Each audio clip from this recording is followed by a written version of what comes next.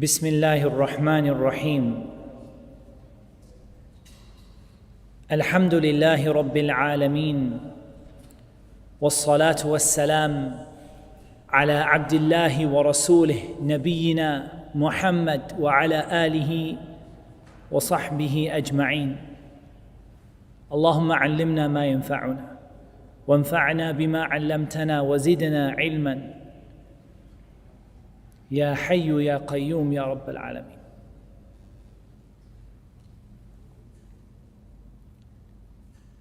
We begin seeking the help of Allah Azza wa Jal.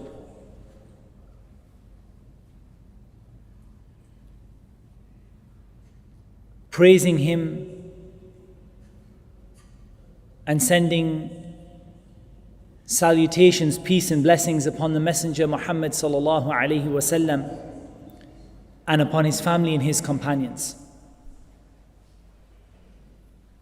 And we begin by asking Allah Azza wa Jal, Al-Hayyul Qayyum, to teach us what will benefit us and to benefit us with what He teaches us and to increase us in knowledge.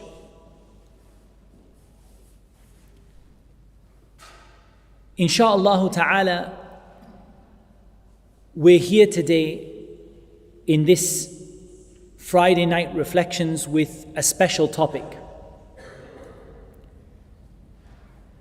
And I have a very clear reason for wanting to deal with this topic here. We're going to talk about a simple guide to self-ruqyah. But before we begin the topic at hand, I want to describe to you why it is that I want to do this topic here today.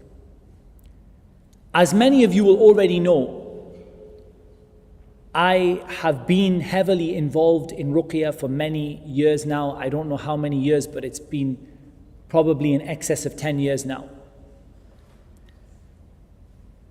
And as many of you will also know, when I came to join Kalima, one of the things that we agreed, myself and the staff at Kalima, was that we would not make Ruqyah a big part of what I do here. And there is a very clear set of reasons for that. Kalima is a center for new Muslims, and it has its objectives and its goals, and it's not a Ruqyah center. And therefore, we came to an agreement that there would be only a limited amount of time and effort dedicated to this topic because it doesn't fall under the strategic objectives of the center, which makes perfect sense and made perfect sense to me. However, there is no doubt that people are in desperate need. And gradually, as the years have passed, and it's coming to almost 3 years, maybe 2.5 years with Kalima, the pressure to respond to these kind of cases has become increasingly great. And I have opened opportunities for appointments in the past. But the problem is that the numbers are not decreasing, they are only increasing. And the resources that I have are very, very limited indeed in terms of time and in terms of facilities to be able to help people. And since I've opened up the appointments, I have noticed a trend. And I've noticed that I repeat the same things. 90 to 95% of what I say is exactly the same thing, regardless of who comes and regardless of the problem that they come with. So after dua and after seeking advice from the brothers, we think it would be beneficial, by the help of Allah Azza wa Jal, to record that same advice that I give to those people who come, which is 95% the same to everybody, in one evening, so that insha'Allah ta'ala it is easier to share with people. And this benefits the people, and it benefits me bi'idhnillahi ta'ala and the center as well. It benefits people because they don't have to wait a month or 2 months to get an appointment with me, to sit with me, to go through the same thing that I can say inshallah ta'ala tonight on a video that we can share with everybody. So they get to embrace their cure and their treatment quickly bi'idhnillahi ta'ala. Also, it helps us at Kalima so that we can focus our efforts on other things. And I'm sure you guys recognize how important it is to give da'wah to Islam, how important it is to help new Muslims, and that this has to be given priority over these secondary issues, which although they are very important to me and very important to all of you, they don't form the core of what we're trying to achieve with the Islamic Center. So the aim here tonight, inshallah ta'ala, is to record that 95% similar advice that gets given to everybody, so that inshallah ta'ala we can share it with more and more people, bi'idhnillahi ta'ala. And tonight, inshallah ta'ala, I've made a special request of our media team. And that is that I've asked them to do some significant editing to this video, so that when I mention a dua, or I mention a hadith, or I mention an ayah, that inshallah this ayah will come up on the screen in the video. And likewise, that if I mention a link to a talk or to an article, that bi'idhnillahi ta'ala this article will also appear as part of the video, inshallah, with the help of Allah Azza wa Jal, to make it as easy as possible for people to benefit from this advice. I've given many talks on Ruqyah. I don't know how many hours I have recorded on YouTube, but I presume that it is over 50 hours worth of lectures. However, they've become so many and so varied that many people don't listen to them. They listen to bits of them. They say, I've seen this video, but what I want to do today is to distill all of that into an hour and a half, or more or less, according to what Allah Azza wa Jal makes easy. There are a couple of disclaimers before I start. The first disclaimer is that I am unlikely to have a lot of time today to deal with people's questions. And that's because the topic at hand is pretty big, and also the number of people who will have questions is expected to be quite large. I'm expecting the number of people who have questions to be quite a lot. The purpose of this video is to decrease the pressure on the center with questions about Ruqyah, not to increase it. So we might have to be a little bit strict about how we deal with those things after the class today, inshallah. The second thing that we're not set up for doing today is we're not set up for doing any Ruqyah today. We're in a masjid, in a classroom setting, for the purpose of teaching people how to perform this treatment, bi'idhnillahi ta'ala. If anyone today becomes unwell or becomes disruptive through no fault of their own, I'm sure, we would kindly ask the people who have brought them to take care of that, maybe outside or at the back of the masjid, because the importance of dealing with this class here today is more important than the treatment of any one individual. So I'm not going to stop the class to treat somebody who falls over in the back, which has happened before. Inshallah, there are some volunteers here from Kalima, and bi'idhnillahi ta'ala they'll help. But the main purpose here today is to learn not to treat people.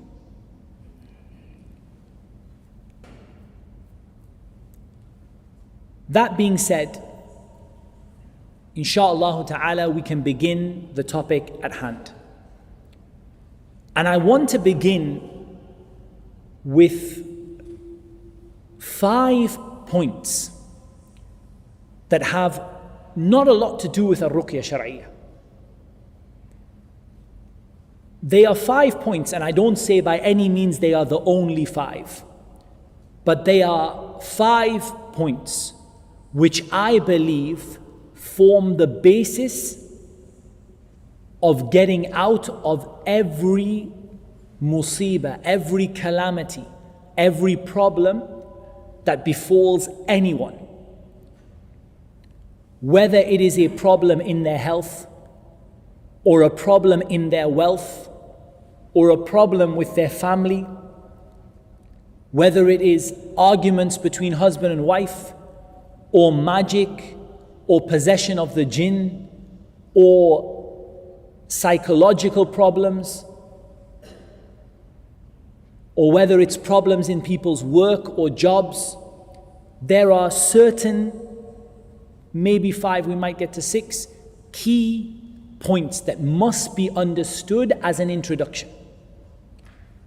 And wallahi, I genuinely believe that these are some of the most neglected points when it comes to people's problems. People run from, one side of the earth to the other to solve their problems. They visit countless number of shuyukh, scholars and tullab al-ilm. They send emails, they go for counseling, they do all sorts of things. But so few of them give attention to these specific issues. And they're somewhat unrelated to Ruqyah. There's a little overlap, but generally these are absolutely fundamental. The first is al-aqidah, a person's belief and their creed. And I believe this is absolutely fundamental in a person getting relief for the problems that befall them and the problems that happen to them. How many people come and they don't have proper knowledge of who Allah is? They are following practices from other religions which have been falsely attributed to Islam. They have beliefs which oppose the belief of the Prophet ﷺ and his companions. And so the very first place we must start is where the Prophet ﷺ started with. And that is the correctness of a person's belief. For the better part of 13 years, the Prophet ﷺ stayed in Mecca teaching the people La ilaha illallah. Because if your belief in La ilaha illallah is flawed, then everything you do after that will be flawed. And it doesn't matter if you do the best ruqyah and the most effective, or that you go to the best counselor or the best raqi. If the soil is full of poison, the seed will never grow. So absolutely the first step, and I'm going to inshallah ta'ala at this point ask the brothers to link to some lectures. The very, very first step is for a person to correct their aqeedah, their belief, their creed, their iman in Allah subhanahu wa ta'ala. To correct what they believe in their heart. Giving truth to what Allah and His Messenger sallallahu alaihi wasallam brought. Those fundamental beliefs that define them as a Muslim. If these are not right, ikhwani, then in the vast majority of cases, the ruqyah will be ineffective or of limited effect.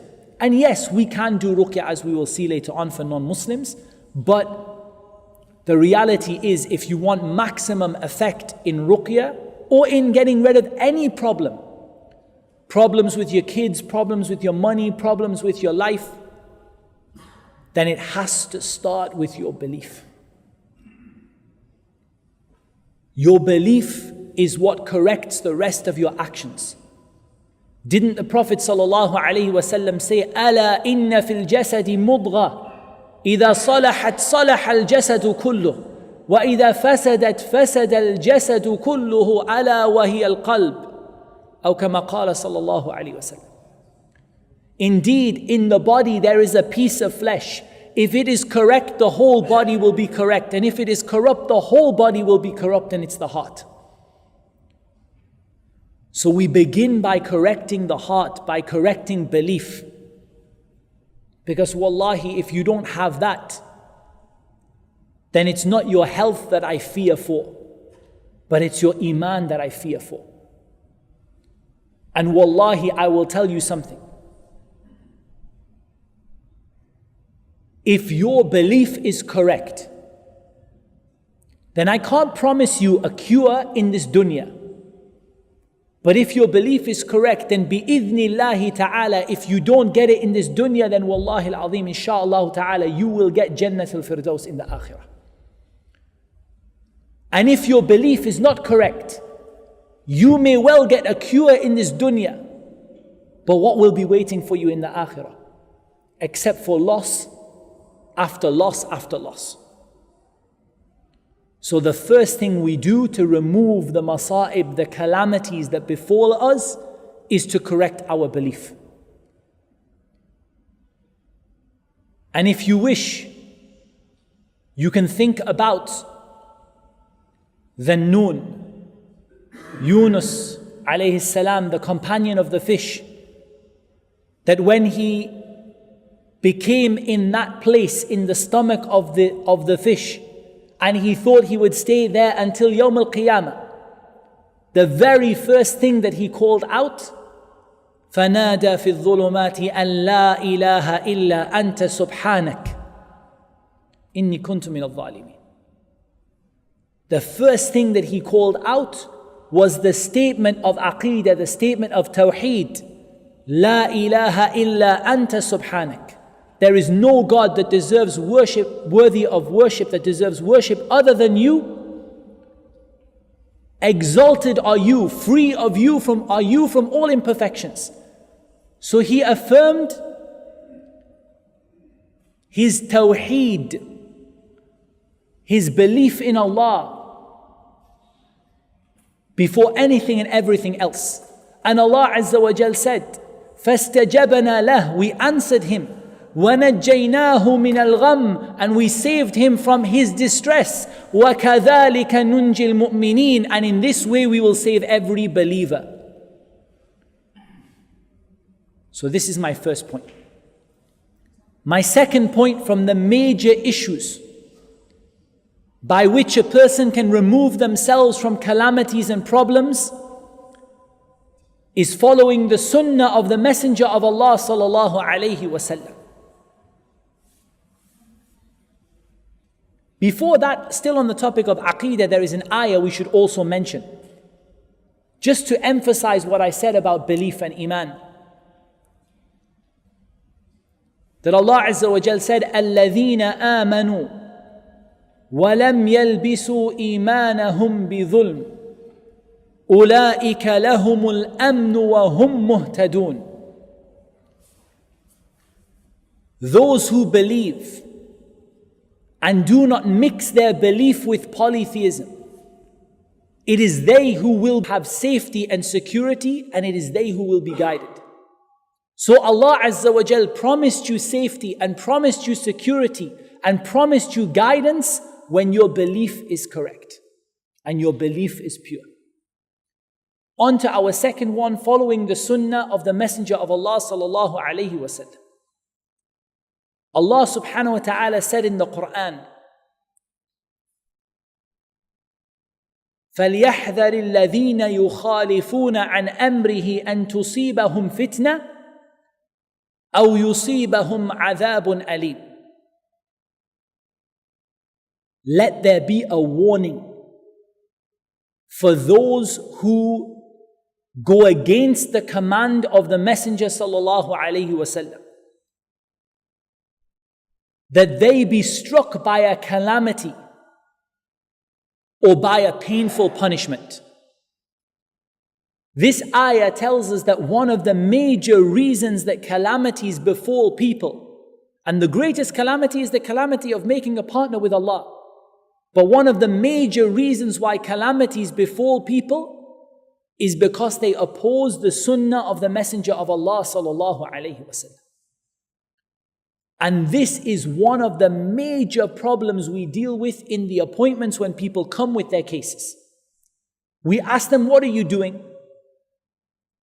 And they're reading this dua 100 times and this dhikr 21 times and Yasin this number of times and this number of times and this ayah and this dua and this narration and so on and so forth.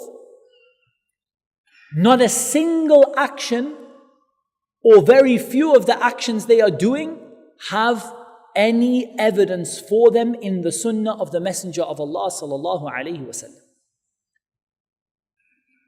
So if you are going through a calamity of any kind, look at what you are doing to remedy that calamity.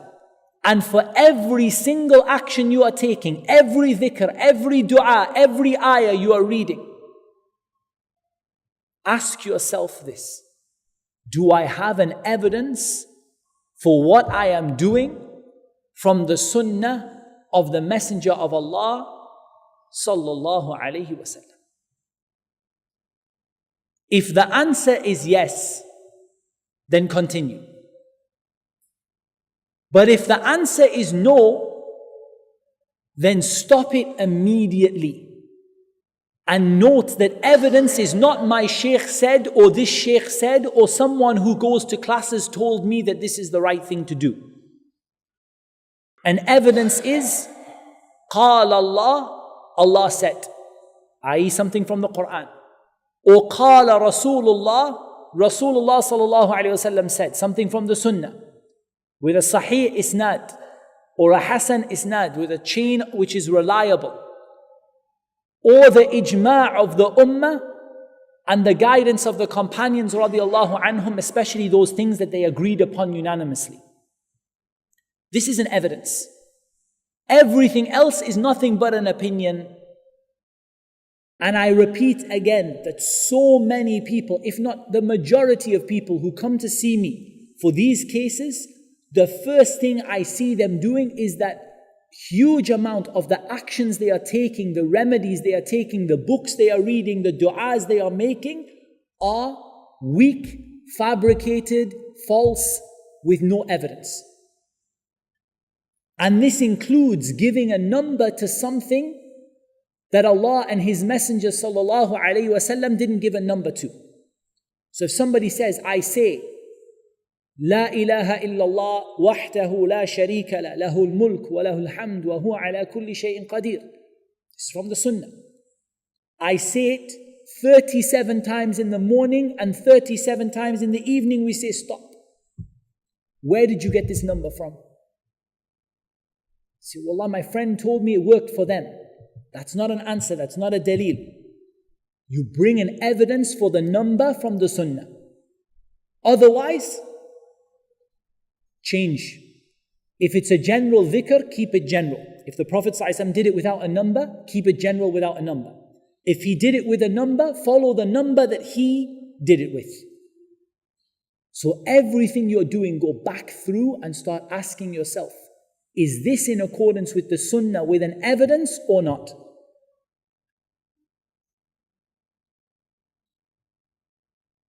The third, at-tawbah, repentance. It has been famously said, no calamity ever befell a person except because of sin, and it was never raised up except because of at-tawbah. Tawbah is the absolute key. Absolutely, tawbah is the key when it comes to removing and getting rid of calamities and problems that people suffer from. Really, honestly. And again, what I notice from a lot of people coming for appointments, what I notice mostly from them is I notice people come and they will say things like, Alhamdulillah, I don't do that many sins. Or Alhamdulillah, I'm a good Muslim. The person who says this only proves their own ignorance, nothing more than that. Because every one of us commits sins in the day and the night. And if you don't recognize that, that is your own ignorance. That is not the fact that you are a good Muslim and you don't commit sins. That's the fact that you just don't know the sins that you commit. So start by recognizing that you and I are servants of Allah who sin in the day and the night. And perhaps you'll link to some resources to help you with that, to recognize those sins. And then recognize that the reason you are in the problem you are in is because you have not yet made tawbah to Allah Azza wa Jal. A sincere tawbah. A sincere tawbah is not astaghfirullah, astaghfirullah. A sincere tawbah is where you admit the sin that you have done and you stop doing it and you feel regret for having done it and you make an intention never to do it again. And if it involved the right of someone, you repay that right and you make up for that right. That is sincere tawbah. Along with istighfar, saying astaghfirullah with one of the well-known words like saying Allahumma anta rabbi la ilaha illa ant khalaqtani wa ana abduk wa ana ala ahdika wa wa'dika mastata'at a'udhu bika min sharri ma sana'at abu'u laka bi ni'matika alayhi wa abu'u bi dhanbi faghfir li fa innahu la yaghfiru dhunuba illa ant, which is known as Sayyidul Istighfar, and is from the dhikr that you make in the morning after Fajr and in the evening after Asr. And the other many others, du'as of istighfar. But istighfar on its own is not enough. It has to come with real tawbah. That means really looking at your life and honestly saying, what sins am I doing that are blocking my cure? And I promise you, if you look hard enough, you will find plenty. You will find a lifetime of sins. All of us, wallahi, a lifetime that you can correct. And again, I see people coming. The sister will come and she's not wearing hijab. She's wearing ordinary clothes, like just loose clothes. And a scarf just, a little bit over her head. And she'll come and say, I don't think I do any sins or many sins. Inshallah, I'm a good Muslim. The brother will come, beard is shaved. The thawb is below the ankles. And these are just the things you see in the first 5 seconds, let alone what is in the person's heart and what the person does when the doors are closed and so on. So don't neglect the excellent means of cure. That is the fastest means of a cure that I have ever seen. In Ruqyah, I have never seen cases cured faster than this. And that is at-tawbah. And wallahi, if you only did that, along with correcting your aqeedah and following the sunnah, and the only thing you did is just to make tawbah to Allah, inshallah it would be enough for you to bring about a cure in your life. I can't emphasize enough how important tawbah is in removing the problems that people have. My fourth one, at-taqwa. Taqwa is a beautiful word. It means protection. It means to put a protective barrier between what you and something that you are scared of. So to give you an example of taqwa linguistically, if you smash a glass on the floor and you go and you put your shoes on so the glass doesn't go into your feet while you're sweeping the glass up, this is linguistically a taqwa. Putting a barrier between you and something you're scared of. You're scared the glass will pierce your feet, so you put shoes on. In Islam, taqwa is putting a barrier between you and between the anger of Allah and His punishment and His curse and the hellfire. Subhanallah. How essential is this in removing calamities? How do we make a barrier to protect us from the anger of Allah and His punishment and His curse and the hellfire? What barrier is there that is protective against that? The barrier is to do as much as you can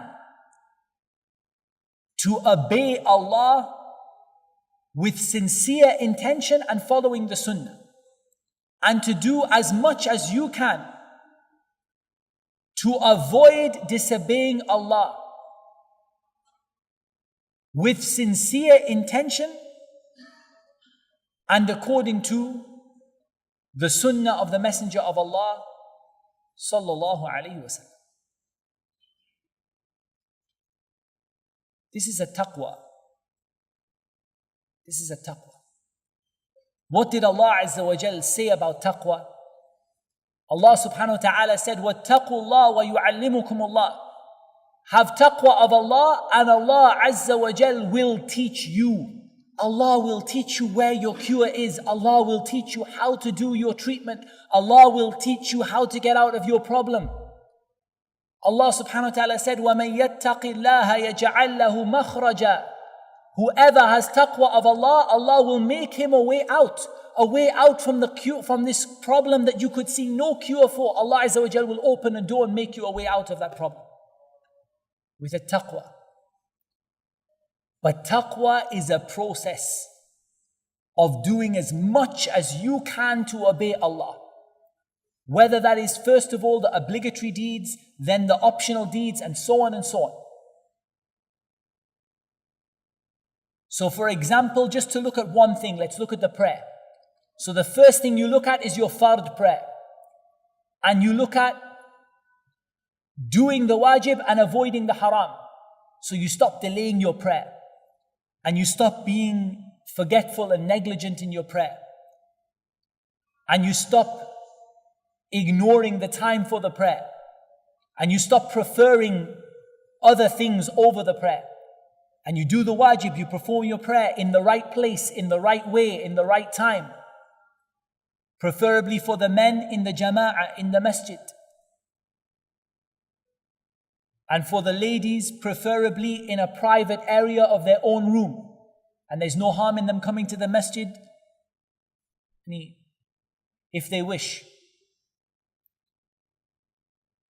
Then, when you've got that obligatory part sorted to a certain extent, you start adding the sunnah into the fard prayer, i.e., for example, the extra du'as you can make in sujood and extra things you can say in ruqyah and how to make your prayer even better. And then you start adding sunnah prayers and so on, and night prayers and duha and duha and so on, until you have really, worked as much as you can on that. And that's just one tiny issue. You work like similarly on other areas, the way you treat your parents, the way that you treat your spouse, the way that you behave towards your children, the way that you raise them, the way you behave at work, your income, your halal income versus haram income, and all of these things. Every single aspect of your life, you push it to develop it to the most obedience possible to Allah Azza wa Jal and the least disobedience possible. And again, by doing this, you gain something. When you have the right belief and you have this taqwa, you gain something. You become from the awliya of Allah Azza wa Jal. Those who, when they ask Allah for something, He answers their dua. When they ask Him, He gives them. And when they make dua to Him, their dua is answered. Who are they? ألا إن أولياء الله لا خوف عليهم ولا هم يحزنون الذين آمنوا وكانوا يتقون. Indeed, the awliya of Allah, those who are near to Allah, no fear is on them, nor will they grieve. They have nothing to fear about the future or the past. Those who have iman, correct aqeedah, and they have taqwa. Constant, كانوا يتقون, يعني they constantly stuck to having a taqwa. So again, how many people are seeking a cure, but they're not willing to change their ways. They're not willing to start praying in the right way, in the right time. The sister's not willing to start wearing the hijab properly. The brother's not willing to give up his haram income. And he says, why is Allah Azza wa Jal not giving me a cure? I'm doing my ruqyah.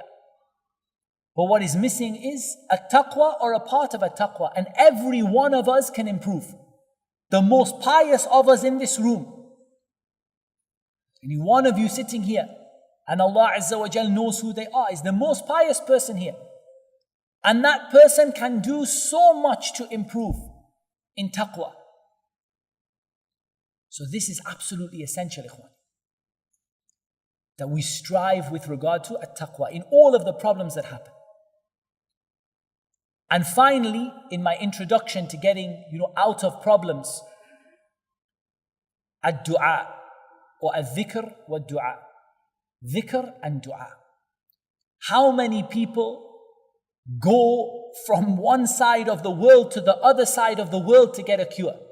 And wallahi, if they raise their hands in the right way, with sincerity, Allah Azza wa Jal would answer them without them leaving their home. Without them leaving their home.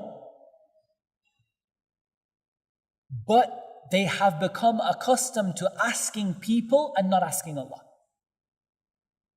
And I wrote a little blog post on my website about the issue of someone says, like the ruqyah, the stuff you've given me is too much. Just give me one thing I can do. One thing you can do, keep your tongue moist with the remembrance of Allah. Keep on making dua. And there are many, many forms of dua that we can give you, we can recommend. I recommend that you go to a reliable website, for example, du'as.com, or you get a copy of Fortress of the Muslim, and you look yourself for du'as that are from the Sunnah. Remember, from the Sunnah, not ones that got made up by somebody, from the Sunnah, that relate to your problem. Anxiety, depression, family troubles, marriage problems, ruqyah issues. There are plenty of adhkar and dua that the Prophet ﷺ used to do for every kind of issue and problem. Some are general, like their du'as for every problem. Some are specific for particular kinds of problem.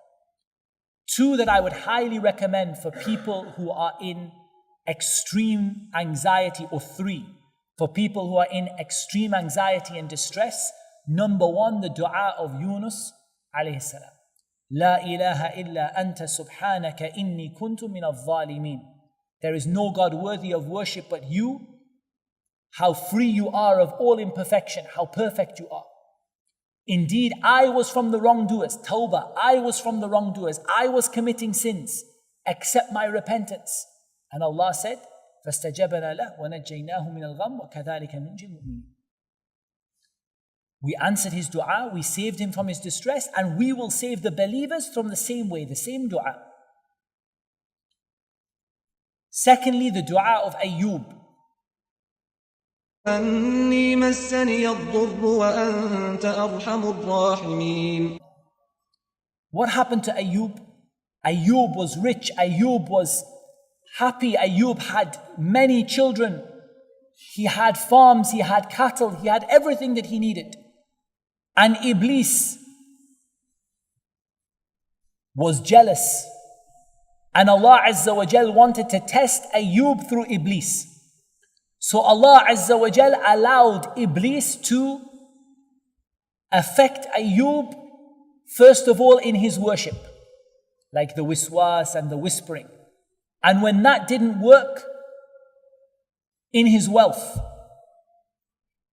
So all his wealth left him. And when that didn't work, in his children, so all of his children died. And when that didn't work, in his wife, to the point that even his wife went away from him and he was left with absolutely nothing. And he remained praising Allah Azza wa Jal and thanking Allah subhanahu wa ta'ala. And then he made this dua. فَاسْتَجَبَنَا لَهُ. We answered his dua. وآتيناه أهله ومثلهم معهم رحمة من عندنا وذكرى للعابدين. And we gave him his family back. And again, even more on top of that.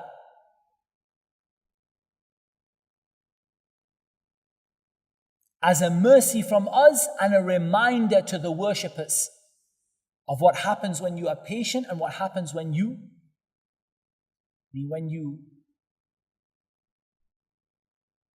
make this dua. And the third dua, and by this is not by means the only ones, but the third dua that I would highly recommend is the dua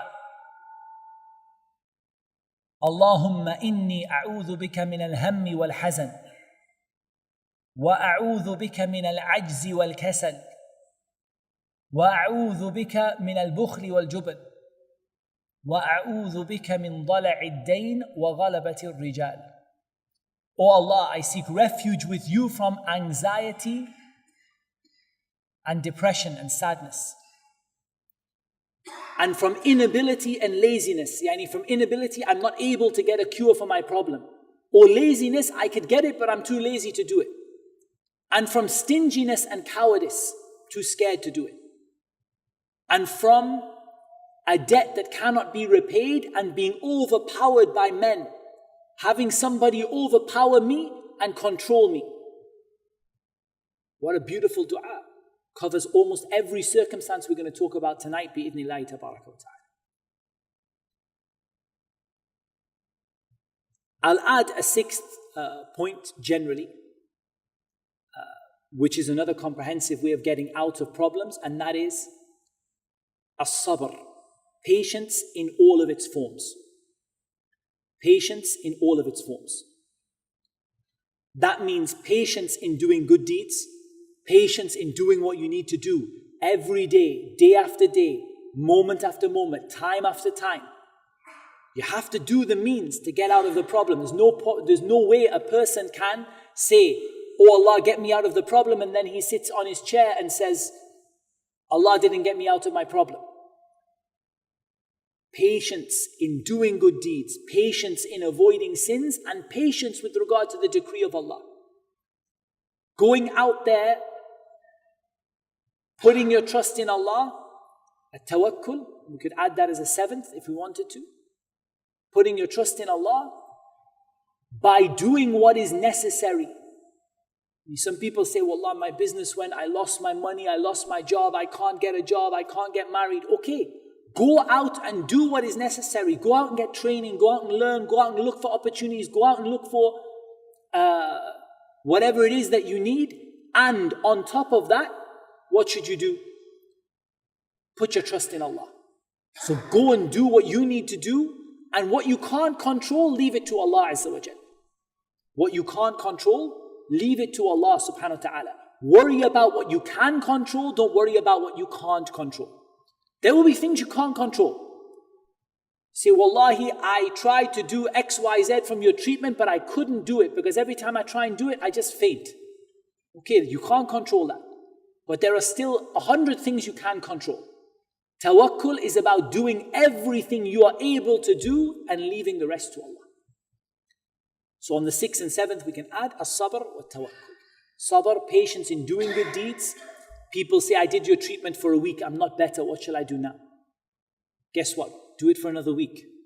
Do it for another week, and another week, and another week. If it takes you 10 years, be patient, like Ayyub was patient. And patient in avoiding haram. I got desperate, so I went to a magician. No, patience in avoiding the haram. And patience with what Allah has decreed for you, because you don't know, perhaps Allah Azza wa Jalla has decreed something for you that is better for you. Remember the story of the woman who was fainting with epilepsy and she was becoming uncovered, radiallahu anha. She came to the Prophet ﷺ, she said, "Make dua for Allah to cure me." The Prophet ﷺ said, "If you wish, I'll make dua for Allah to cure you. And if you wish, you can have Jannah." So her sickness was a means for her to enter Jannah. She said, "I will have Jannah, I choose Jannah. But make dua that I don't become uncovered." So he made dua for her that she did not become uncovered, and she remained in that sickness. But because of it, she got Jannah. So remain patient with what Allah decrees. Do everything you can, at-tawakkul, everything you're able to do. Every means, every road, every avenue, every possible way that is halal for you. And with what you can't control, put your trust in Allah subhanahu wa ta'ala. This whole thing, these 7 points, require 2 things. All of them require 2 things. They require knowledge, and they require acting upon that knowledge. knowledge and acting upon that knowledge. If you don't have knowledge of what you should be doing and what you shouldn't be doing, how are you ever going to be able to make a change in your situation? If you don't have knowledge of what's halal and what's haram, how are you even going to know that you're doing a sin? If you don't have knowledge of how to make dua to Allah and when the times are that your dua could be accepted, how are you going to make dua to Allah in the most effective way?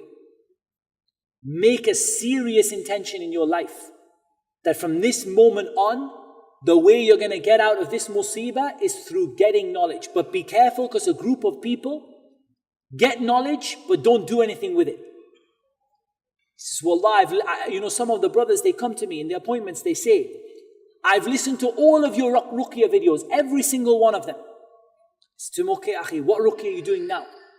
And when he tells me, he's not even doing 5% of what I said in the video.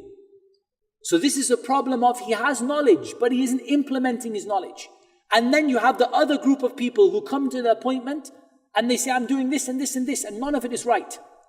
So their problem is that they have action but no knowledge. And read, if you wish, اهدنا الصراط المستقيم صراط الذين أنعمت عليهم غير المغضوب عليهم ولا الضالين. Because this is the key to the matter. Guide us, O Allah, to the straight path. The path of those that you have bestowed your favor upon. Not the path of those who have earned your anger. Why have they earned Allah's anger? Because they do things with, they have knowledge but they don't act upon it. They know the right thing to do but they don't do it. وَلَا الضَّالِينَ. Not those who are astray. Those who are astray are those people who don't even know the difference between what's right and what's wrong. And that summarizes for us our introduction to the way to get out of every musibah. Now we're going to come on to the topic of Ruqyah, because this introduction I'd like to use it for lots of things. And maybe I will cut it out of the video and use it for marital problems, and use it for people who have problems with their kids, and people who have problems with their parents, and people who have problems looking for a job, because inshallah those points are suitable for every single problem that anyone gets themselves into ever. Correct belief, following the sunnah, making tawbah, having taqwa, dua, sabr, tawakkul. And they're not the only ones. Those are the ones that I wrote down as being very common in my mind, but Allah, we could sit and think of more, but those are absolutely essential. And you link them together, you carry them together by knowledge and acting upon that knowledge that you have. Okay. Now we move on to the topic of Ruqyah Shar'iyah.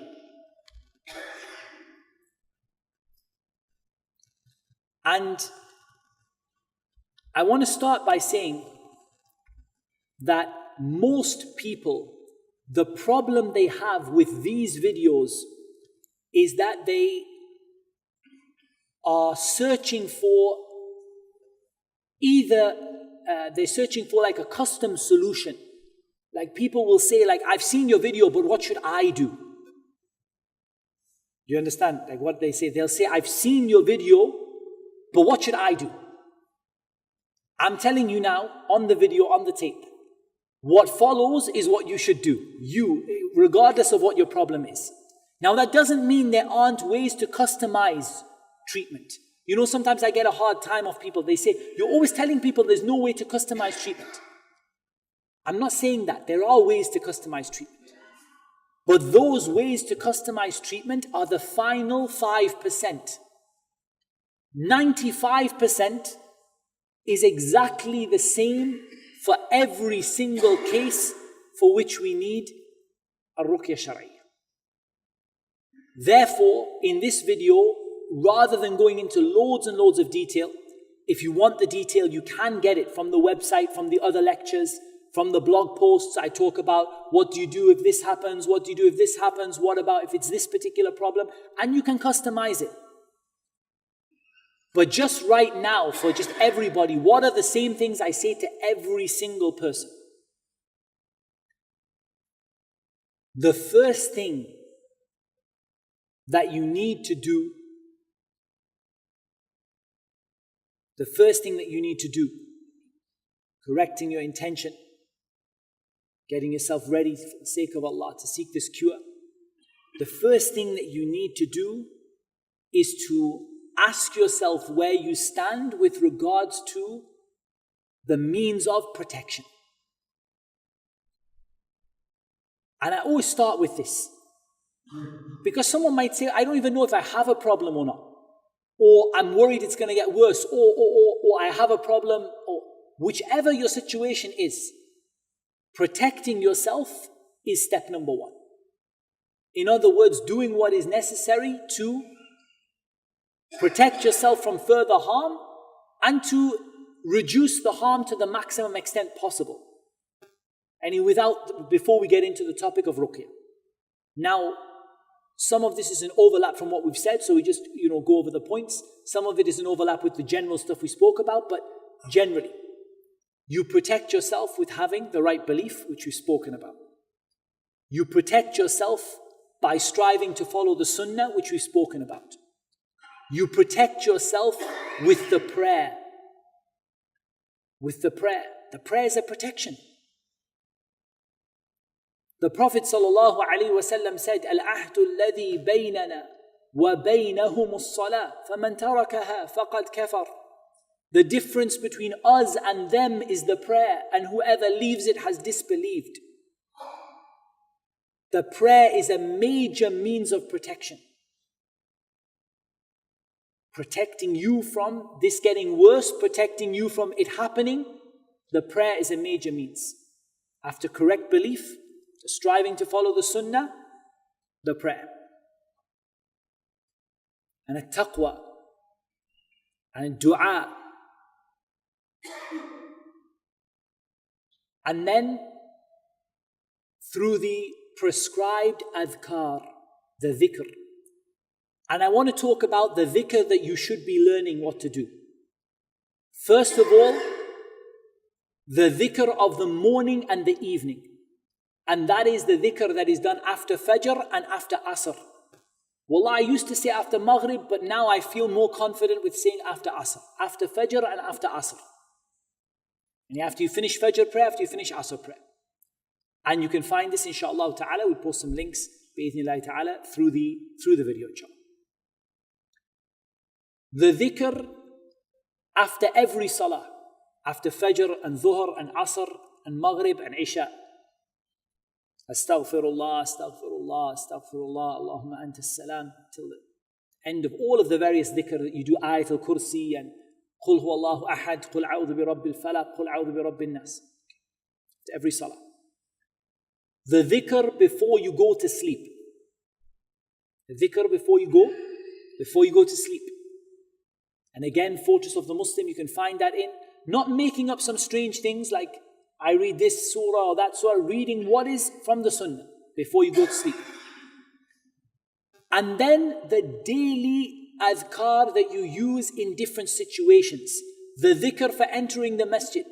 The dhikr for leaving the masjid. The dhikr for entering the home, which is to say, Bismillah and Assalamu alaikum, even if there is no one in the home. And the dua, Bismillahi walajna, this dua or this hadith is not authentic, and Allah Azza wa Jalla knows best. So the authentic is for entering the house, Bismillah. The dua before you enter the bathroom. The dhikr when you leave the bathroom. The dhikr before intimacy, marital intimacy. And so on. All of these daily adhkar. Just getting Fortress of the Muslim, Hisnul Muslim, and just going through it, you'll find so many daily things, just constantly protecting yourself with these remembrances. When you go out of the house, and you say, Bismillah, tawakkalna ala Allah, wa la hawla wa la quwwata illa billah. And if you wish, there's a longer version of that dua. The angels tell you that you have been sufficed, and you have been protected, and you have been guided. You have been guided, and you will be guided in whatever you do outside. You will be protected in whatever you do. You will be sufficed against any evil. And the shaitan will walk away and say, what will I do with a person who has been guided and protected and sufficed against evil? Just by simple adhkar. All of these adhkar, you say them in the morning, will be protected from shaitan until the evening. You say them in the evening, will be protected from shaitan until the morning. You say them at night, the shaitan will not approach you, and so on and so on and so on. So get these going, learn them, and implement them in your life step by step.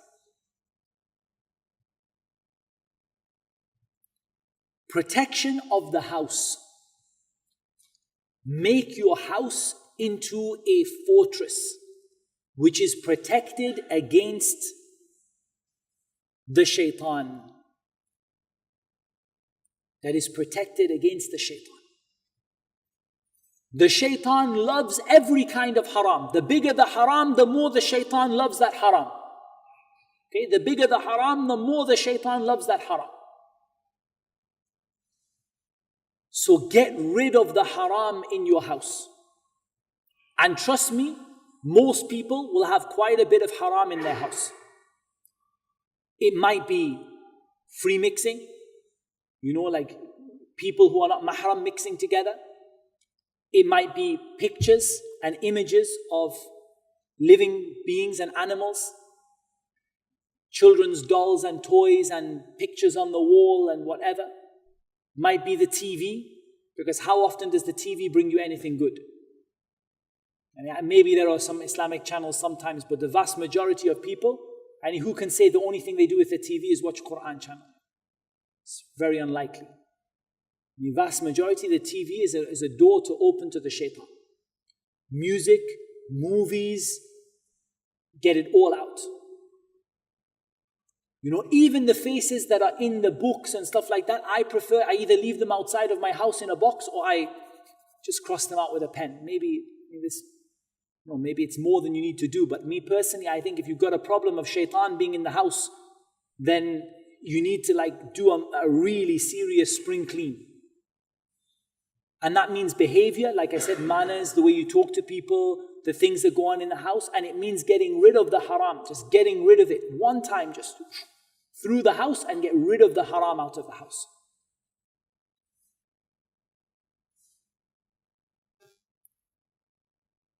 Make the house a place of prayer. So that could be the ladies are praying in the house. It can be that the men are praying their sunnah in the house instead of in the masjid, because the sunnah is to pray your sunnah in the house. A place of reading Quran, not a place where the Quran is just playing. Too many people do that. Place, they say, I play the Quran all day. Do you listen to the Quran when it's playing? وَإِذَا قُرِئَ الْقُرْآنُ فَاسْتَمِعُوا لَهُ وَأَنصِتُوا لَعَلَّكُمْ تُرْحَمُونَ. When the Quran is being recited, be silent and listen to it and be silent so that you may receive mercy. So I'm not in favor of just having the Quran playing all day and all night. And if you want to play the Quran, play it and listen to it and think about it. Have the house a place full of knowledge and learning, a place where the poor are welcome, a place where you give sadaqah. Make the house a place where the shaitan just hates to be. And you will see a big protection against the shaitan and a big help in moving forward in the cure. Okay. Having talked about protection, we now come on to the actual method of Ruqyah itself. And just for those who maybe don't know fully what Ruqyah is the treatment of sicknesses and afflictions through the recitation of the Quran, the names of Allah, and the authentic dua and adhkar which are reported from the Prophet sallallahu alaihi wasallam. And Ruqyah can be used for any kind of sickness and affliction. Anything for which you wish a cure. Whether it is psychological, whether it's mental, whether it is physical, whether it is medical, whether it is jinn or sihr or ayn, the evil eye, or magic, whatever it is, whatever has happened, al-hasad, jealousy, whatever has afflicted you, Ruqyah can be a cure. Bi-idhnillahi tabaraka wa ta'ala. If you seek the right method, then it can be a cure. And before we get into actually how to do it, there is an important point we should note. Today was titled about simple self-ruqyah. And there's a reason why I say self-ruqyah. And by self-ruqyah, by the way, I have a wider definition than some people. I mean ruqyah on yourself or ruqyah within your family and friends. Like where you're not involving a raqi. Everything that doesn't involve an official ruqyah practitioner, I term to be self-ruqyah. Even if maybe some people think self-ruqyah is just reading on yourself. I mean, maybe, like they say, la mushahata fil istilah. There is no harm in terminology. But for me, when I say self-ruqyah, I mean ruqyah that does not involve a professional qari or reciter or raqi or whatever it is. You don't go to anyone or bring anyone to the house. Ruqyah, you do it on yourself. Or if you can't do it on yourself, a family member does it on you. Husband for wife, wife for husband, father for son, son for father, that kind of thing. Or, at the most distant case, one of your friends who maybe is a little bit more experienced than you or has a little bit of knowledge, inshallah, they go and do it. Why do I spend all my time saying self-ruqyah, self-ruqyah, self-ruqyah? Any of you who have an affliction will realize that treatment is usually significantly long. Proper treatment is usually a long time. Not always. Some people get cured in an hour, some people in a day. But a lot of people go on for a number of months and some of them for years of needing regular treatment. You won't find a raqi, and Allah Azza wa Jal knows best, anywhere in the world. Illa man rahim Allah, except the one Allah makes it easy and has mercy upon. You will not find anyone who has that much time for you. They'll give you 10 minutes every month. Or they'll give you, like ruqyah jama'iyya, where they just put you in a room with like 50 other people and read on you at the same time. They won't give you the attention you need. They won't give it to you, the attention you need, because at the end of the day, nobody has that much time to give to that many people. Right now, I think I have at least 150 requests in my inbox that I haven't even been able to look at yet. And I don't even do ruqyah. I'm not even like dedicated to ruqyah. I work with new Muslims and non-Muslims, and that's my main goal here. And probably if I opened the doors tonight, we could add another 150 on there as well. Easily, then it just spirals. And then one person, you help them and then they tell 10 other people and then they come, and it's just not sustainable. It's not doable. You can't do it. Now, I'm not saying you should never, ever, ever go to a raqi. Sometimes there's a place for it. But where do I want you to start? I want you to start with ruqyah on yourself and ruqyah within your family unit. This is the sunnah, by the way, generally. There's nothing wrong with going to someone for ruqyah. That's also from the sunnah. But the better and the way that is better for your iman and better for your nearness to Allah and better for your cure is self-ruqyah. And generally, I've done some statistical, analysis from all the patients I've dealt with and other people's patients as well. And I can really say with a lot of confidence that those who get the quicker cure are those who are doing self-treatment. They may be supplementing that self-treatment with some help from time to time, but generally they are the people who are doing self-treatment. And if you ask me, who am I most willing to help? The ones I love helping are the ones who come to me and say, I watched your video, I did the instructions, I'm doing this, and this. I found one small problem. In your video, you said this, but it's not working, this particular issue. Could you just answer that for me? Those people, I'll stay up late to answer them. I'll get up early to answer them. Because I can see that they really are doing everything they can. And, maybe it's my fault that I missed out something in one of the videos or I didn't explain it clearly. And so I appreciate those kind of questions. But what I don't appreciate are those people who will say, for example, I've got a big problem, I'm desperate, help me. So, okay, have you tried to use the resources? I can't do it, help me. That's not going to get you anywhere. That's just going to get you put to the back of the queue. And when Allah makes it easy, I never say no, to anybody. But Like it's not going to get you to the front of the queue. What is doing the best you can. Someone says, I've been treating myself for 3 months, I've observed this and this, do you have any suggestions? And generally, that's what we want people to be doing with relation to the professional ruqyah, the people who do ruqyah professionally, because their best use is to use them like a consultant. Where you go to them to ask them for the things that you couldn't get out of the basic, regular, treatment. That being said, we now come on to the treatment itself, and this is true for 95% of cases. 95% of cases, bi'idhnillahi ta'ala. Now, as well, some people will say, but what about intention? Isn't it necessary for me to know what's wrong with me before I start ruqyah? And some of my colleagues in ruqyah have said this. Hafidhahumullah, may Allah Azza wa Jal protect and preserve them. However, I've done some research on this issue, and I feel confident in saying that at least in the early days, you can do a general intention for a cure, and inshallah ta'ala that will benefit you. And when you know what it is, then you can become more specific, inshallah. And the evidence for this is that the dua that the Prophet ﷺ used for ruqyah was general. For example,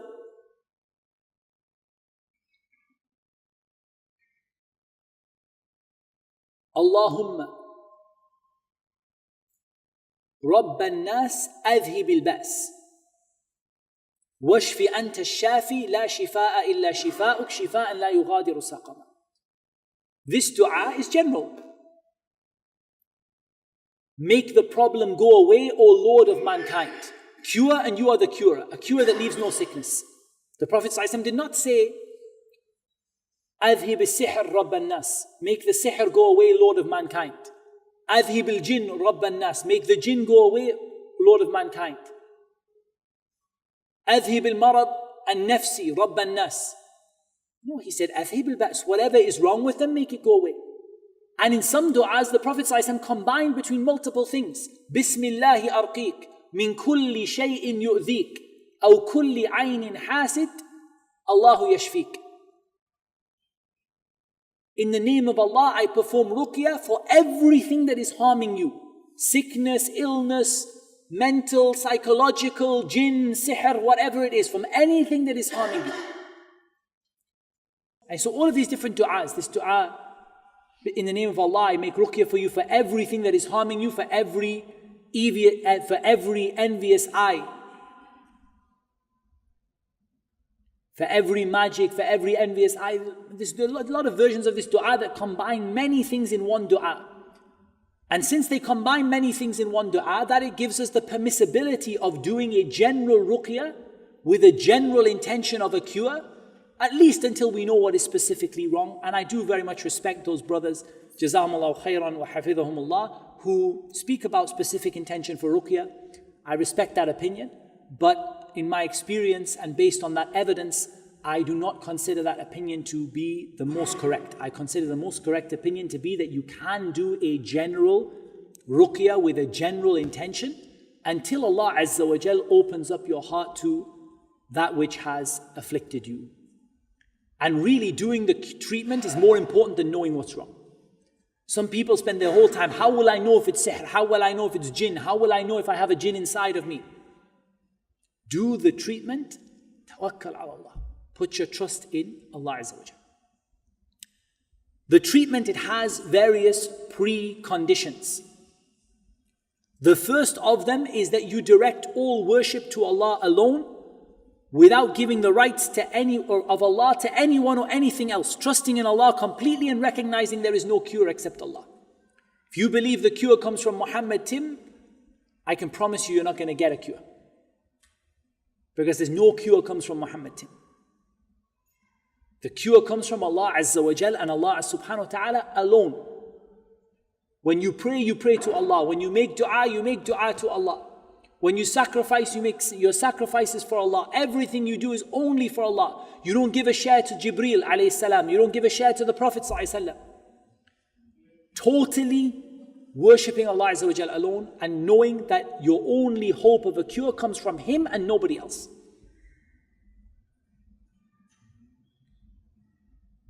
Again, strict in following the sunnah. Another precondition is that you are not in possession of a ta'weez. Because every ta'weez is wrong. And the vast majority of them contain names of shaitan and bringing you near to the shaitan.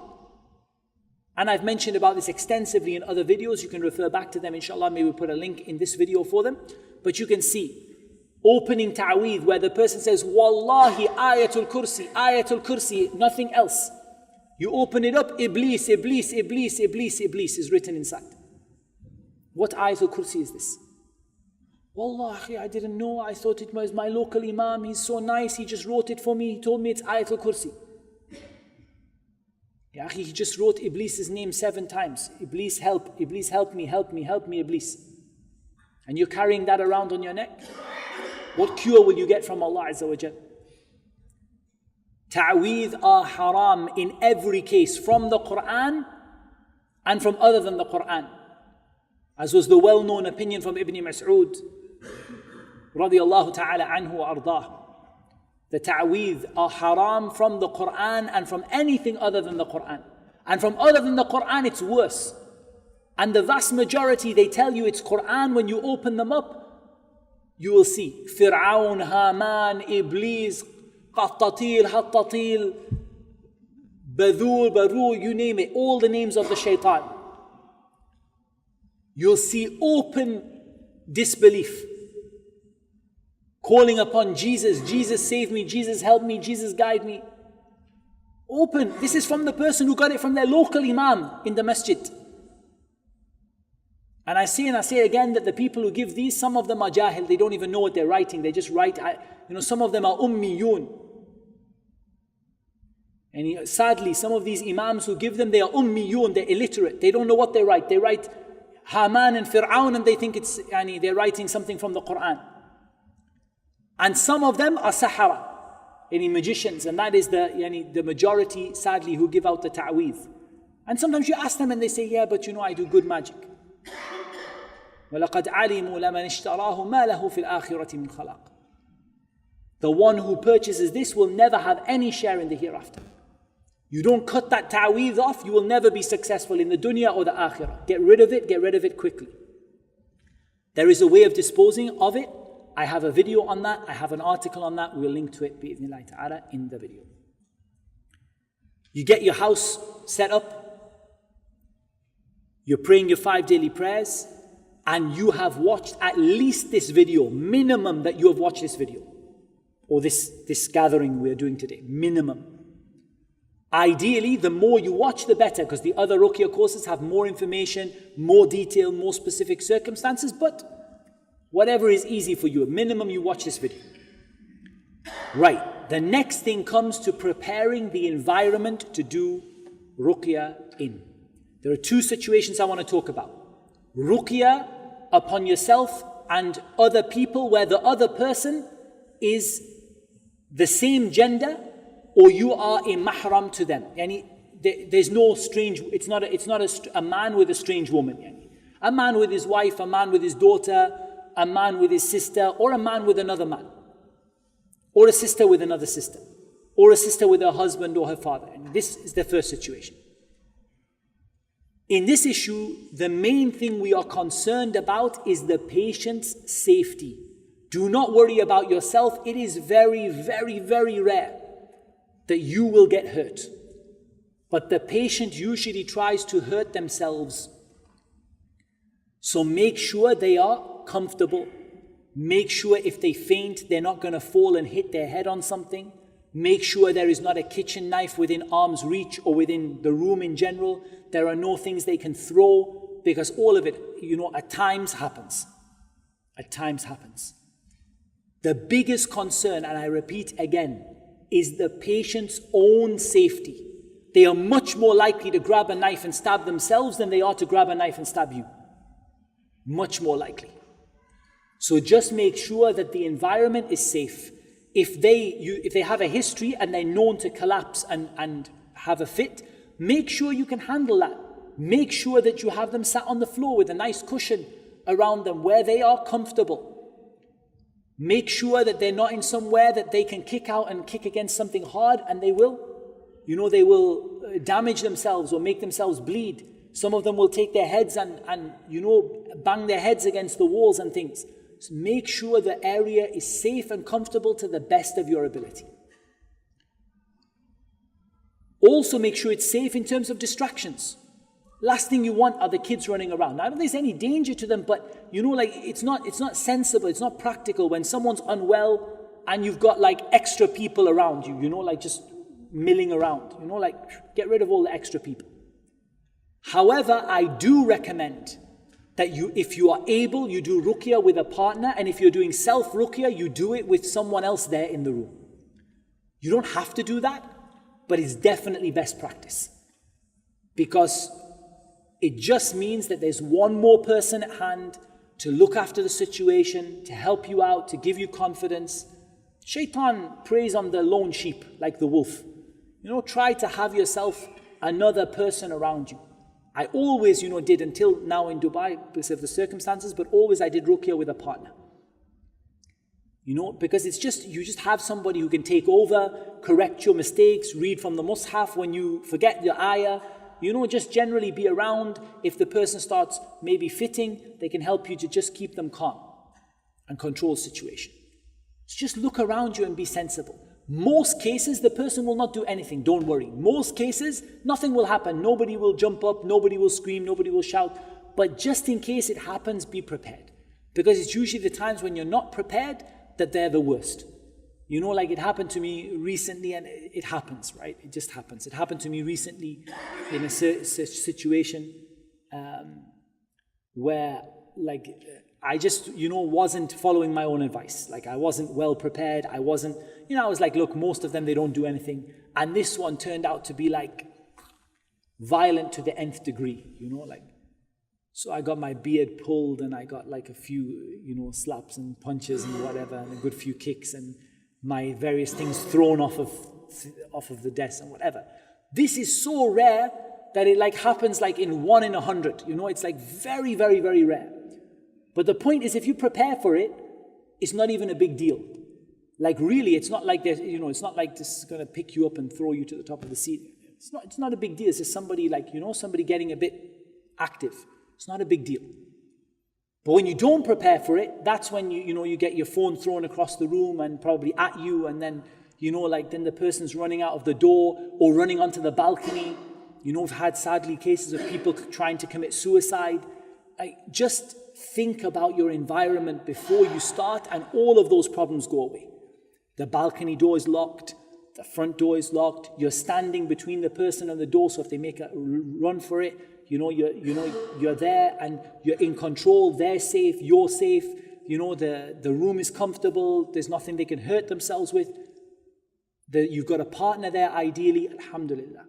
99.999% of the time you don't have any problem with that. If you have sensible, and usually the only time I have a problem is when I don't follow my own rules. Okay. So now we get to the actual ruqyah itself. In addition to all the stuff we've already mentioned. Now I want to be clear that ruqyah means actually reciting the Quran, not playing ruqyah audio.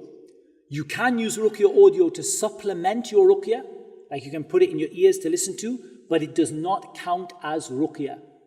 Listening to people reciting ruqyah recorded does not count as ruqyah, ikhwan. Doesn't count, so don't do it. Do it as a supplement, as an extra bonus, but it's not ruqyah. So listening to ruqyah audio or listening to surahs is not ruqyah. Okay. What are you going to do? First thing you're going to do is purify your intention. Ask Allah subhanahu wa ta'ala for His help and His aid. And you're going to begin, of course, by saying A'udhu billahi minash shaitanir rajim, or one of the authentic similar words to that, similar isti'adha, seeking refuge with Allah from the shaitan. And you're going to begin Bismillahir Rahmanir Rahim.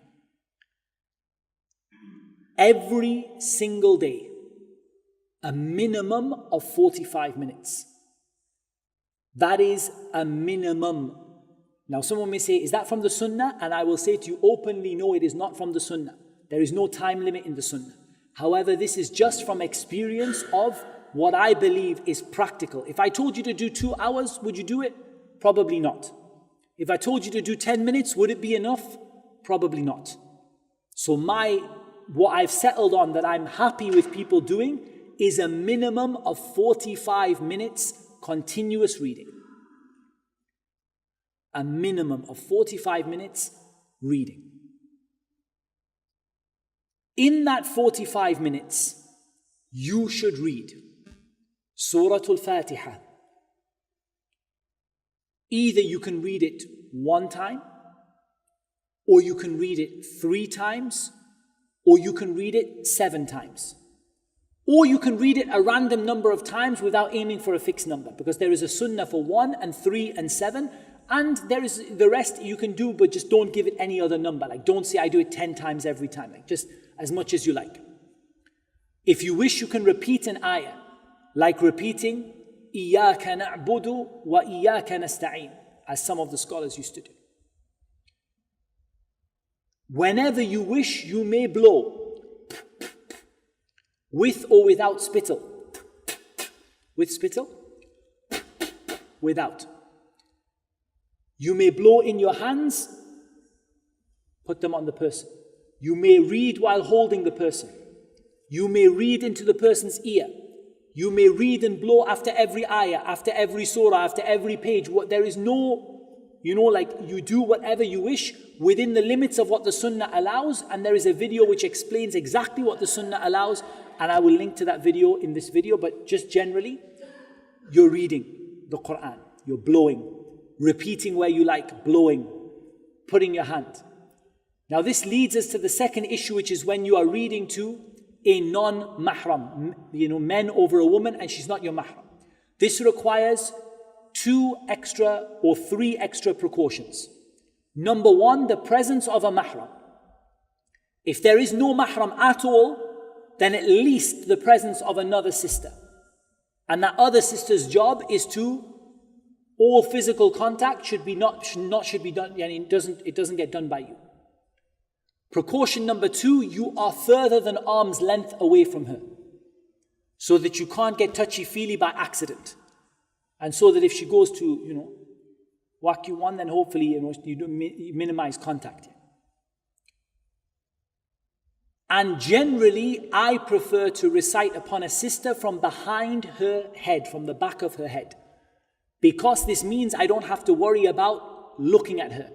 I do not want to be in her face, because that means I'm going to be looking and not looking, and it's all a bit messed up. She's in her proper full hijab, and you're reading from behind her, so that you could, even if you looked up, the only thing you can see is the back of her hijab, and nothing else. You read, and if you are touching any, because it's in the case that it's a mahram, or it's male to male, female to female, then there's no harm in you touching, and you just keep an eye on what's going on in the body. Look at what's going on, listen to what's going on, and touch, feel what's going on. Okay? Do not hit. Do not hit. I'm not saying hitting doesn't work, but hitting doesn't work for most people because they don't know how to do it. And when they do it wrong, they only hurt the patient and they don't hurt themselves. And it's also illegal and liable to get you in jail. So generally, don't hit. What you can do is to gently massage. Just, follow. If you see some movement in the body, arm starts to move, just focus your blowing, focus your rubbing. That way, if you get it wrong and you don't know where to put pressure or whatever, it's no problem, because the person will just get a massage out of it. It's not like nothing bad happened. Following, putting pressure, and you just gently, just gently, around the body, looking, being aware of what's happening. Surah Al-Fatiha.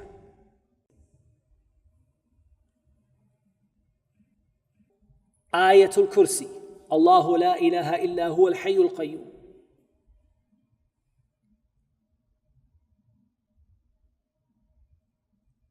قل يا أيها الكافرون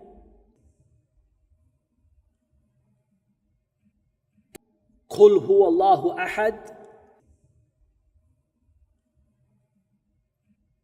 قل أعوذ برب الفلق قل أعوذ برب الناس.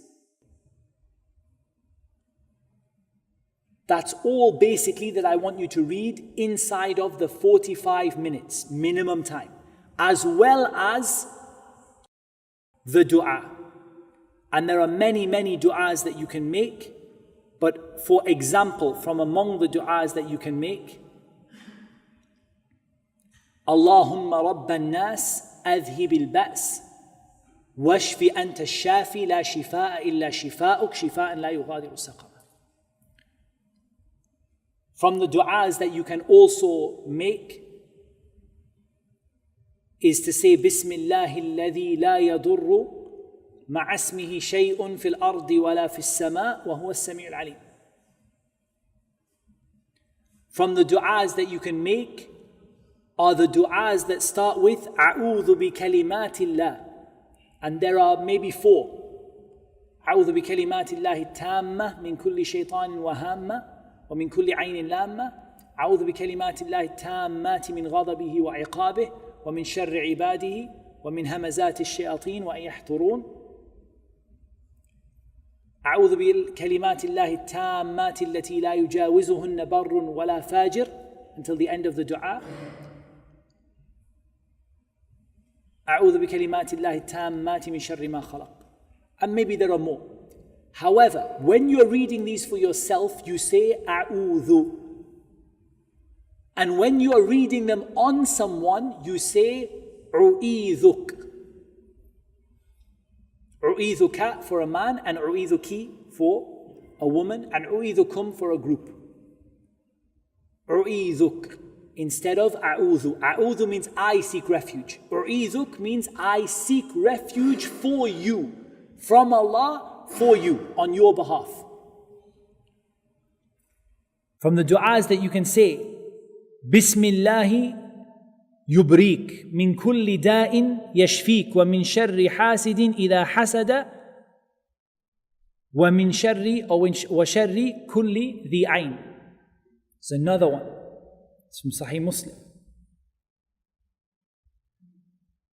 And as we said, Bismillahi arqik min kulli shay'in yudhik ومن شر كل نفس أو عين حاسد الله يشفيك بسم الله أرقيك. And this is in Sahih Muslim.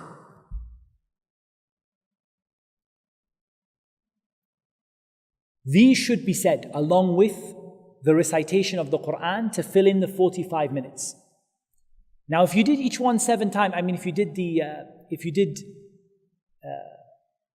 the recitation of the Quran each one 7 times, that would probably take you more than 45 minutes to finish, along with the dua.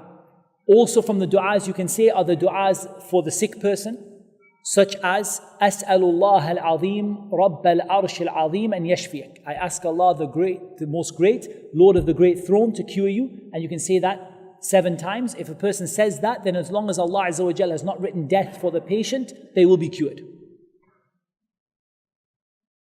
And so on and so forth. Someone may say, Muhammad Tim, you missed out a lot of ayat. The ayat of sihr, the ayat of ayn, the ayat of and so on. You are welcome to read any other part of the Quran that you wish. But after the 45 minutes has expired. Why? Because I fear for you something that I fell into for a while. Is that I would be reading Surah As-Safat instead of Qul A'udhu bi Rabbil Falaq and Qul A'udhu bi Rabbin Nas, which were revealed to treat these problems. And I would run out of time and I'd be like, SubhanAllah, I didn't read the Quls. Because I was reading Surah As-Safat or Surah Rahman or Surah Al-Jinn or any other surah of the Quran. So what I now say is, in the first 45 minutes, only from those. After that, you may read from the Quran whatever you wish. including the various other ayat that I and other people who recommend for ruqyah have recommended. You may read any of them you wish, including the ayat of sihr, وَاتَّبَعُوا مَا تَتْلُو الشَّيَاطِينَ وَقَالَ فِرْعَوْنُ ائْتُونِي بِكُلِّ سَاحِرٍ عَلِيمٍ, and قَالُوا يَا مُوسَى إِمَّا أَن تُلْقِيَ وَإِمَّا أَن نَكُونَ أَوَّلَ مَنْ أَلْقَى, and so on and so forth. All of these different ones. You may read any of them you wish, but after the 45 minutes.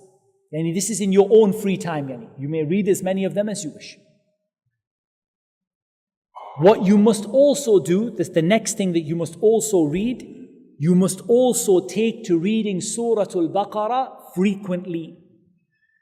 And it is the most powerful, or one of the most powerful tools against magic and the magicians. Surah Al-Baqarah. You can break it up if you wish. However, I would recommend to you that you try to do it as much as you can in one go, as much as you can. I probably, if your situation is really serious, you might need to do it every day, or even twice a day if it's really, really serious. If your situation is, controllable, then you might want to do it once every 3 days, twice a week, something like that.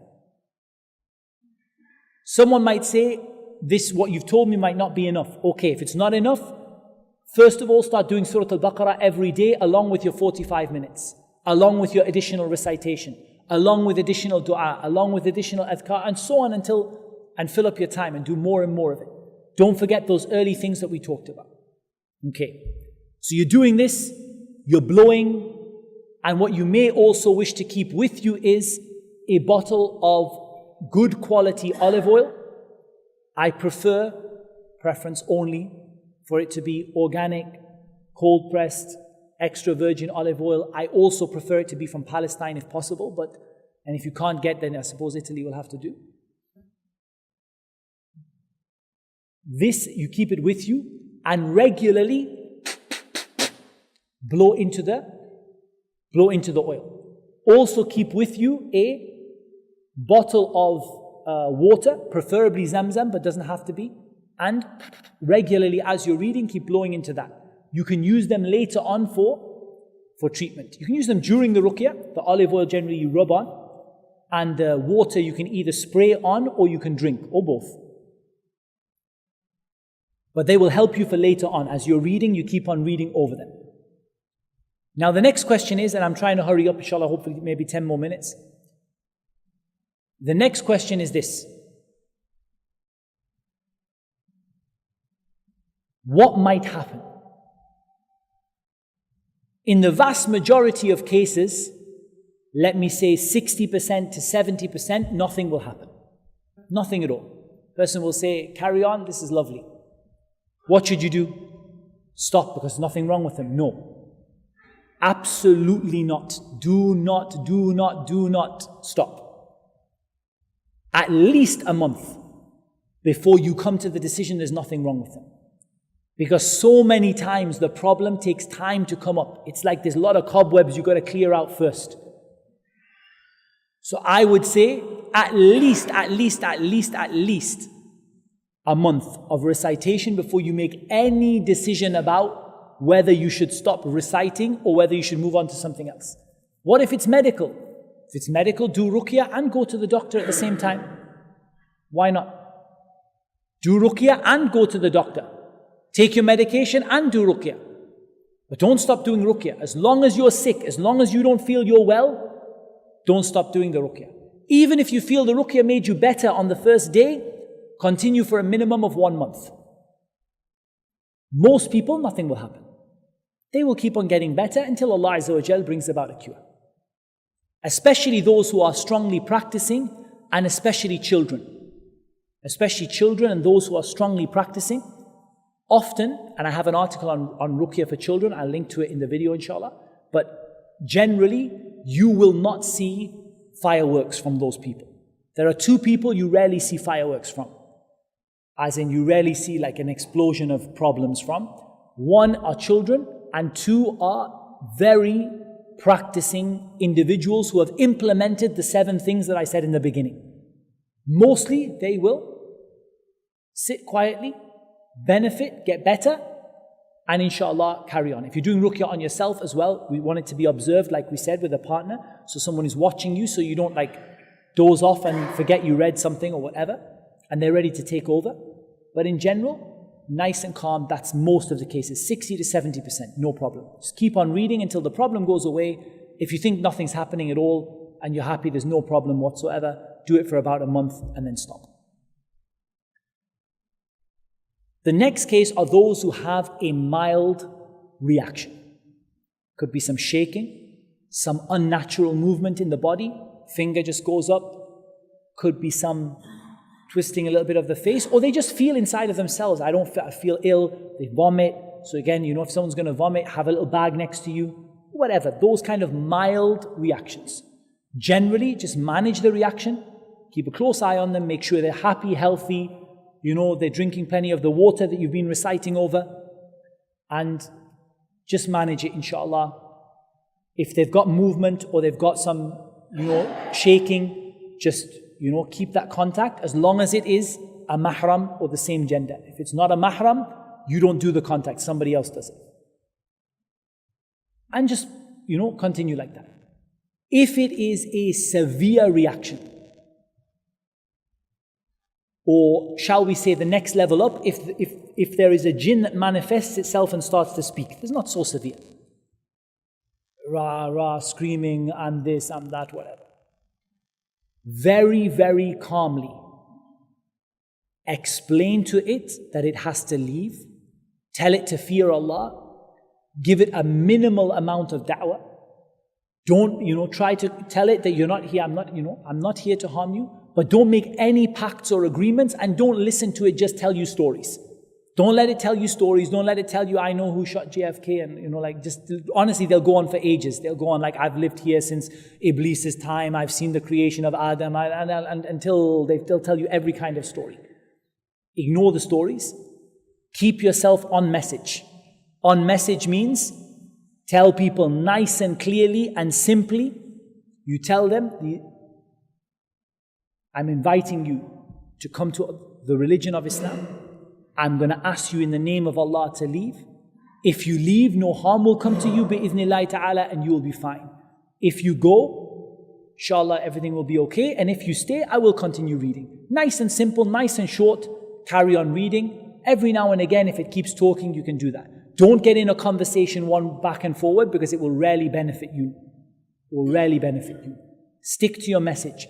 I don't know how to get out. I want to, please. If you just listen to me tell you a story for 2 hours, I'll do what you say. Don't listen. Very simple. Give them simple message. Ask them to leave in the name of Allah. Do not let them leave in your name. Do not let them make a pact with you. You sacrifice this, I'll go. You bury this for me, I'll go. You free this for me, I'll go. In the name of Allah, leave. Then the most violent reaction. So this is the rarest of the rare cases, 1 in 10, where the person really starts to hit out and kick and whatever. Your first concern is their safety, not yours. Alhamdulillah, you're all adults, like most of you. So please understand this. The first concern is their safety, not yours. Don't start thinking, oh my God, am I going to be safe? And you run out of the room. The first concern is, are they going to be safe? Safely restrain them. That does not mean like punching them, kicking them.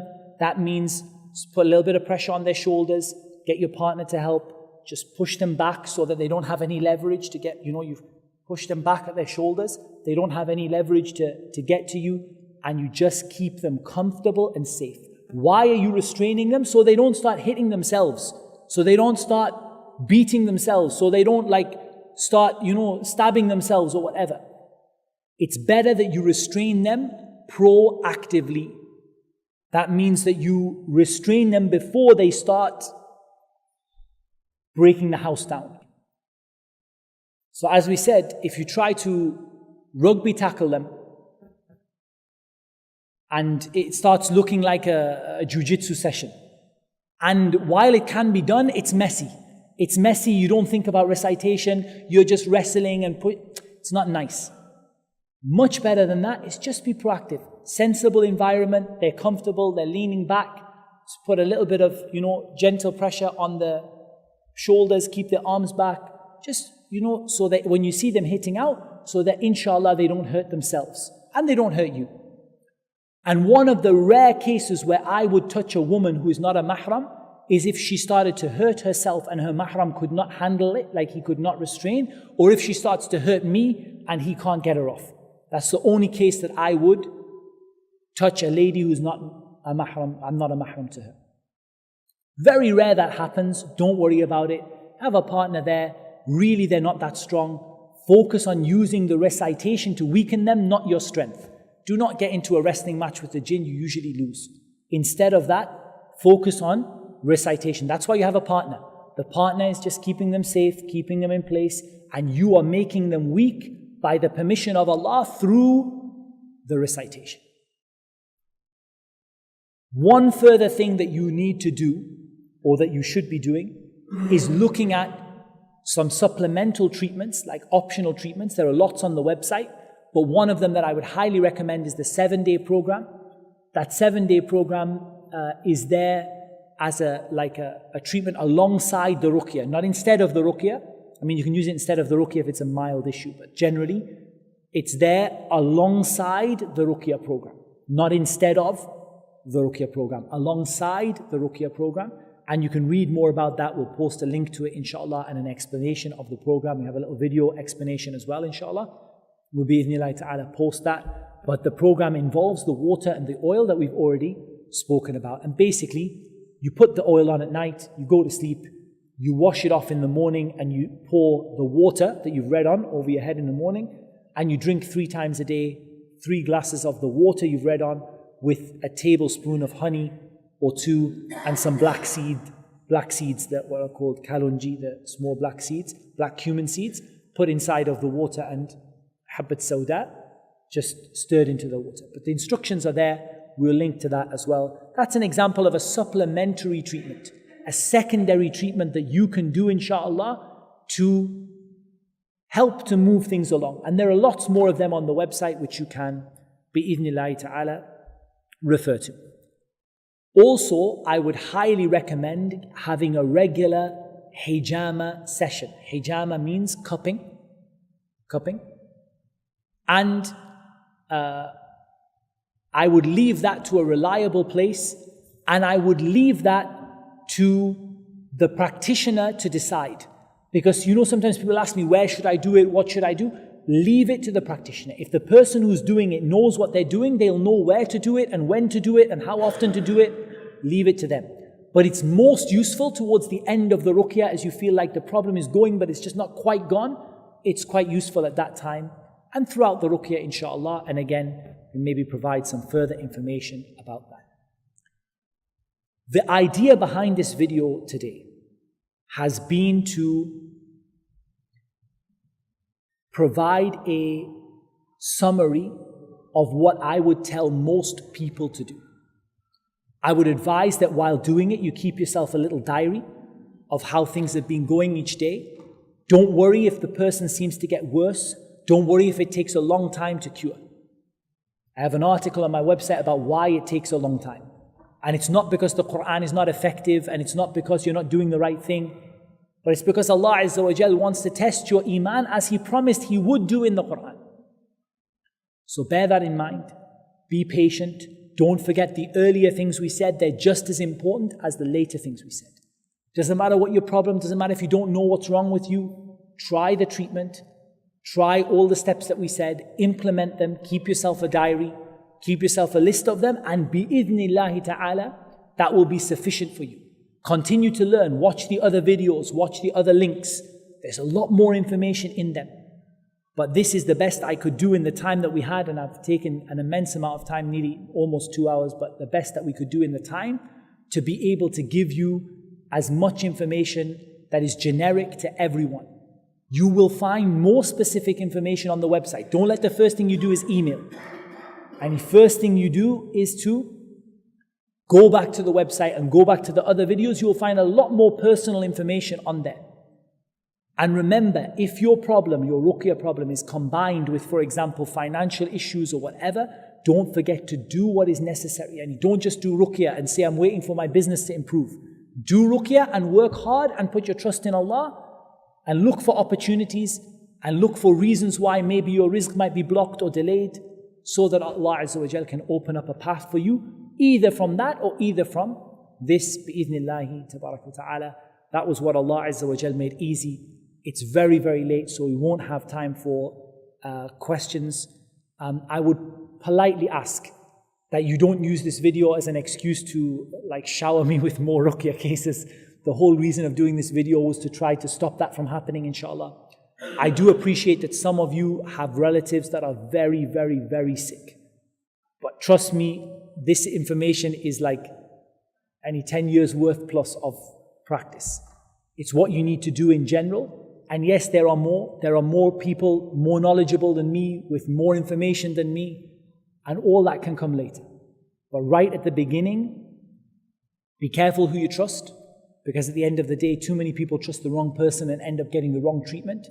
Better you limit the treatment and then slowly ask about it and implement it, be patient in it, follow the instructions given, and bi'idhnillahi ta'ala, it won't be long before you get a cure. And ask Allah subhanahu wa ta'ala al-azim, the Lord of the mighty throne, to cure all those people who have come with a sickness, whether it is a sickness of the mind or the body, whether it is a sickness relating to the jinn or relating to the evil eye. We ask Allah subhanahu wa ta'ala to make this video a benefit to all those people who watch it, to make it sincere for Allah Azza wa Jal's sake, to make it correct and to make it in accordance with the sunnah of the Messenger of Allah sallallahu alaihi wasallam. And in reality, I have no ability to do that by myself, except with the help of Allah subhanahu wa ta'ala. سبحان ربك رب العزة عما يصفون وسلام على المرسلين والحمد لله رب العالمين.